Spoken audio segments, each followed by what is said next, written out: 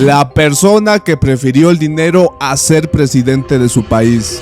Ser presidente de tu país puede ser el sueño de millones de personas, ya que te permite cambiar el rumbo de una nación completa, sacar de la pobreza a millones de personas, acabar con la desigualdad, la corrupción y la inseguridad y lo más importante, entrar a la historia de tu país, un honor que pocas personas ostentan. Imaginar que una persona rechace esa oportunidad es algo impensable, pero en la historia de México sí existió un hombre que lo hizo y prefirió su beneficio propio y el dinero. México tiene la fama de ser uno de los países más corruptos, no solo del continente sino del mundo. Esta es la oscura historia del hombre que prefirió ceder la presidencia a un candidato por terrenos y dinero. Diego Fernández Ceballos es un político mexicano y abogado que nació en Coyoacán, México, en 1941. Es nieto de españoles nacidos en Santander y Santa María de España, e hijo de José Fernández de Ceballos y Martínez, uno de los fundadores de Acción Nacional y dueño del Rancho San Germán. Desde sus inicios, Diego ya tenía su camino en la política, como quien dice ya tenía su futuro asegurado. Cuando era niño realizó sus primeras intervenciones públicas e impulsaba a los ciudadanos a participar. Usaba una caja de jitomates para poder alcanzar el micrófono, pues era tan pequeño que no lo alcanzaba. En palabras de él mismo, a los 10 años ya sabía que se quería dedicar a la política. Diego dice que padeció la pobreza y que tenían lo justo para vivir, cosa que parece muy ilógica porque su papá era dueño de una hacienda en los años de 1920 y tenía el privilegio de ir a escuelas para aprender francés e inglés. Un gran lujo, ya que en esa época muy difícilmente un mexicano podía tener acceso a la educación. Es más, ni siquiera podían leer y escribir, ya que solamente el 29% de los mexicanos en esa época apenas sabían leer y escribir. Diego durante toda su vida entró a escuelas privadas, su infancia y formación marcarían su carácter.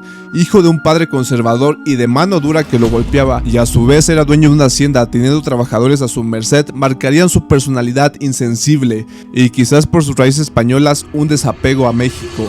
El Partido Acción Nacional, del cual militaría, surge como una oposición al PRI, partido político del cual todos los presidentes y gobernantes eran miembros. En 1946, el PAN lanza su primer candidato a la presidencia de la República y sufren una aplastante derrota, sintiendo toda la maquinaria del Estado. Finalmente, el PRI se llevaría a los años siguientes con más fraudes electorales y con mucha presión al PAN. No fue hasta 1980 que México padeció una de las peores crisis económicas ocasionadas por el gobierno, ya que López Portillo pidió deuda irresponsablemente. La inflación entre López Portillo y Miguel de la Madrid acumulaba 1813% y la moneda se había devaluado un 2114%. Para poner en perspectiva, en México en el año de la pandemia la inflación llegó al 8%, donde claramente los precios se vieron afectados. Las cosas pasaron de costar algunos pesos a miles de pesos. El dólar pasó de 15 pesos por dólar a 2.289 pesos por dólar. Diego Fernández Ceballos a los 18 años se une a Acción Nacional, ocupa el cargo en el comité ejecutivo y fue candidato a diputado 4 veces. No fue hasta 1991 que por fin consigue la victoria y se vuelve diputado. Y no solamente eso, sino que también se vuelve coordinador de los diputados del PAN y se le comienza a llamar como el jefe Diego.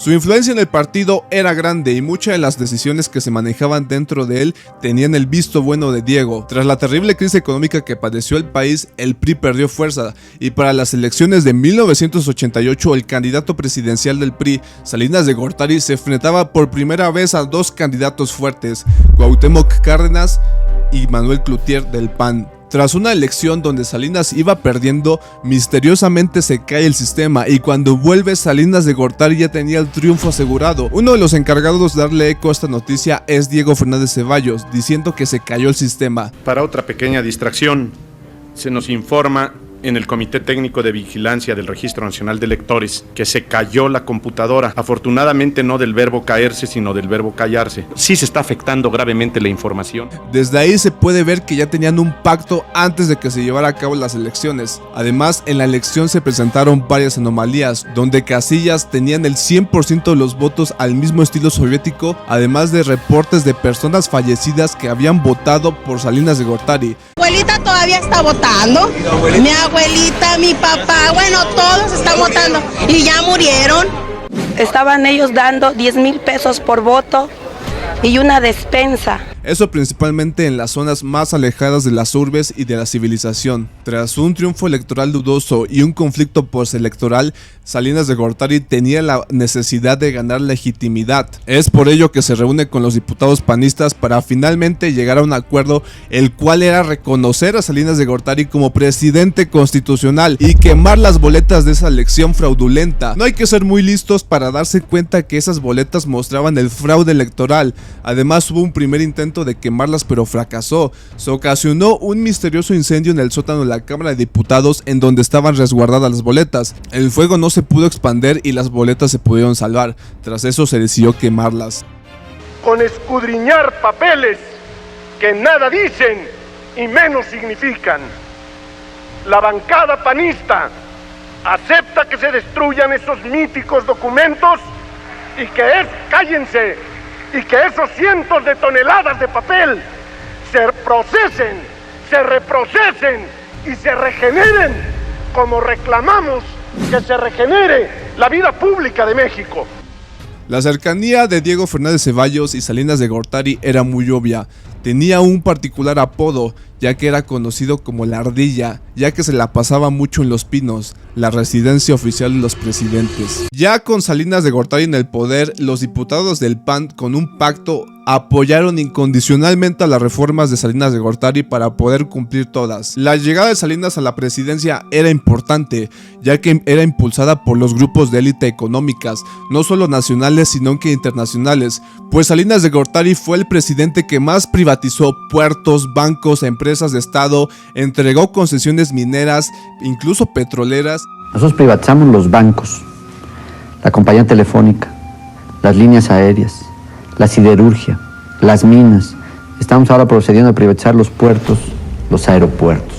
Y la derecha financiera, con todas las concesiones que recibió, entregó fuertes cantidades de dinero a Salinas de Gortari y a todos sus aliados que votaron a favor de estas concesiones, entre ellas Diego Fernández de Ceballos. López Obrador, actual presidente de México, en su momento denunció a Diego Fernández Ceballos, acusándolo de ser el abogado más rico de México y uno de los más ricos de todo el mundo. Ya para 1994 se venían las elecciones de México. Se mostraba un panorama electoral bastante inestable, que el primer candidato del PRI a la presidencia, Luis Donaldo Colosio, fue asesinado en un mitin. El candidato mostraba distanciamiento con Salinas de Gortari en varios de sus discursos. Tú mismo deduce el porqué de su asesinato. Tras este trágico asesinato, el PRI designa un nuevo candidato presidencial, Ernesto Zedillo, otro aliado muy cercano a Salinas de Gortari que seguiría con las políticas neoliberales, pero ese es tema de otro video. Mientras que Acción Nacional ya tenía designado a su candidato presidencial, el jefe Diego. Ser candidato de Acción Nacional a la presidencia de la República es solamente estar al servicio de esta causa. Durante esa elección se llevaría a cabo el primer debate televisivo a nivel nacional. Hasta ahora fue el debate más visto de toda la historia del país, llegando con un rating de 45 puntos, es decir, 35 millones de televidentes, para un padrón electoral de 45 millones de personas. En aquel debate, Diego se mostró superior a sus contrincantes, con una gran facilidad de palabra, además de que mostró firmeza, seguridad y capacidad. Tenía todo para ser presidente: el apoyo de un partido, los conocimientos, la capacidad y el apoyo popular. Tras ganar ese debate se elevó mucho su figura política, ya que muchísima gente vio el debate y todos confiaban en Diego. Pero después de ese debate, Diego desaparece misteriosamente completamente de la elección y no se le vuelve a ver en apariciones públicas ni en medios de comunicación. Su desaparición duró hasta la jornada electoral y ya transcurriendo las elecciones, finalmente se anuncia la derrota de Diego y la victoria del candidato de Salinas de Gortari. El primero que sale a anunciar el triunfo de Ernesto Zedillo fue el mismísimo Diego Fernández de Ceballos. Millones y millones de voluntades, de conciencias, de corazones que se han decidido por el cambio democrático y pacífico, merecen, por el candidato de Acción Nacional, su más profunda gratitud. Como si se tratara de una gran obra de teatro. Tiempo después, Diego Fernández Ceballos recibe terrenos en Punta Diamante, una zona exclusiva en Acapulco que en su momento fue el centro turístico del turismo nacional y mundial. Recibió 50 hectáreas y quién sabe cuántos millones y demás beneficios. Diego obtuvo el cargo como senador en el año 2000 y también acepta ser íntimo amigo de Carlos Salinas. Como acontecimiento relevante tenemos que en el año 2010 fue secuestrado, y para calcular la riqueza de Diego Fernández Ceballos basta con ver con lo que pagó el día de su secuestro. No hay monto exacto ni mucho menos detalles, pero funcionarios del gobierno de esa época afirman que el monto fue entre 30 y 60 millones de dólares. Para ver en retrospectiva lo impresionante del monto basta compararlo con alguien que todos conocemos.